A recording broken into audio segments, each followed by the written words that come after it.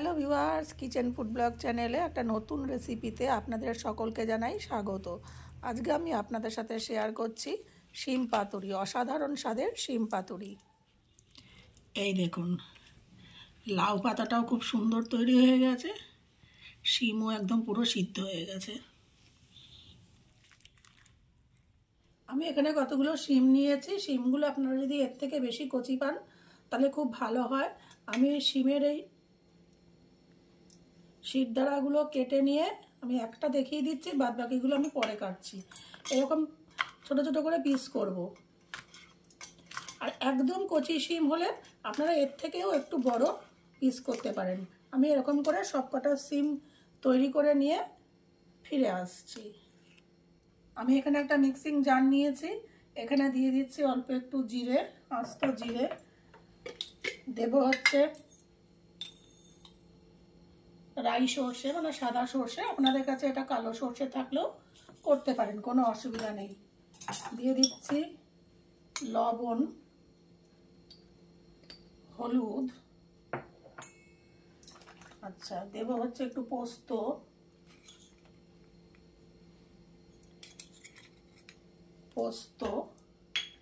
দেব এখানে কাঁচা লঙ্কা। কাঁচা লঙ্কাটা আপনারা আপনাদের ঝাল অনুযায়ী দেবেন। আর দেব অল্প একটু টক দই, সাথে দেব অল্প একটু পেঁয়াজ কুচি, নিয়ে এটা পেস্ট করে নেব। আমি শিমগুলো কেটে নিয়ে এসেছি আর সাথে মশলাও বেটে নিয়ে এসেছি। দিয়ে দিচ্ছি মশলা পুরোটা এর মধ্যে। আমি কিন্তু এখানে কোনো জলের ব্যবহার করিনি, ওই দইটাতেই এরকম হয়েছে। আচ্ছা দিয়ে দেবো এখানে আর একটু চিনি, আর দেব একটু সর্ষের তেল দিয়ে আমি এটাকে ভালো করে মাখাবো। আর এটার গায়ে যা আছে এটা আমি অফ ক্যামেরা সব কাচিয়ে নিয়ে দিয়ে দেবো, করে এটাকে ভালো করে মাখিয়ে নেবো এরকম করে। আমি এখানে নিয়ে নিয়েছি কতগুলো লাউ পাতা।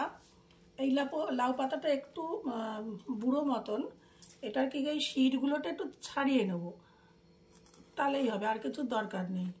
আর কচি লাউ পাতা হলে পরে শির ছাড়ানোর দরকার নেই। যেমন দেখাচ্ছি এইটা কচি লাউ পাতা, একদম কচি, এটা মুড়ানো যাবে, ভাঙবে না।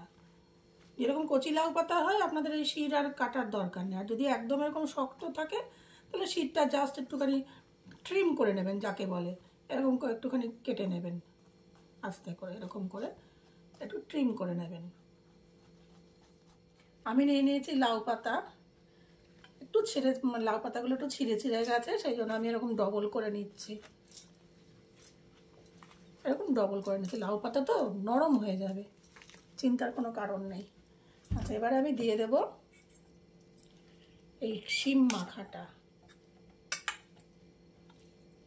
আপনারা যদি বেশি ঝাল খান কাঁচা লঙ্কা এখানে আস্তে আস্তে দিতে পারেন। সাথে দিয়ে দেবো আর একটু কাঁচা তেল, সর্ষের তেল দিয়ে মুড়িয়ে নেব। সবাই জানেন এই মুড়ানোটা, মুড়িয়ে আমি বেঁধে নেব সুতো দিয়ে, এই যে এরকম মোটা সুতো দিয়ে বেঁধে নেব। এই যে এভাবে আমি বেঁধে নিয়েছি, 7 পাকে তো না, এটা কত পাকে বেঁধেছি আমার নিজেরও খেয়াল নেই। এই যে এভাবে করে একদম ভালো করে বেঁধে নিয়েছি। আমি গ্যাসে প্যান বসিয়ে দিয়েছি, দিচ্ছি সর্ষের তেল, দিয়ে এইগুলোকে দিয়ে দিচ্ছি, দিয়ে ঢাকা দিয়ে দেবো। ঢাকা দিয়ে এটা মিনিট 5 হতে দেবো, মিডিয়াম টু লো ফ্লেমে।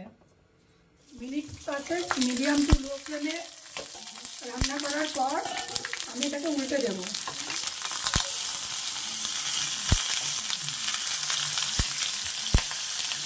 উল্টে দিয়ে আবার হতে দেবো মিনিট 5। 2 পিঠ এরকম পোড়া পোড়া করে ভেজে নেওয়ার পরে আমি দিয়ে দিচ্ছি সামান্য একটু জল, কেননা শিমটাকে সিদ্ধ তো হতে হবে, কিন্তু তো ভাজলেই শিমটা সিদ্ধ হবে না, সেই জন্য দিয়ে দিলাম জল। এবার জলে এটাকে যতক্ষণ না জলটা শুকায় ততক্ষণ আমি এটাকে এভাবেই রাখবো, মাঝপথে আরেকবার উল্টে দেবো। মিনিট 2-3 পর এই জলটা যে আমি দিয়েছিলাম, এই জলটার স্বাদের জন্য দিয়ে দিচ্ছি একটু লবণ, দিয়েছে একটু চিনি, আর দিয়ে দিচ্ছি সর্ষে বাটা, যাতে এটার যে গ্রেভি হয় মানে বাইরের, সেটাও যেন টেস্টি তৈরি হয়। আর এখানে একটু হলুদ লাগবে, এটা একটু দিয়ে দেবো হলুদ, একটু সাদা সাদা লাগছে সেই জন্য দিয়ে দেবো হলুদ।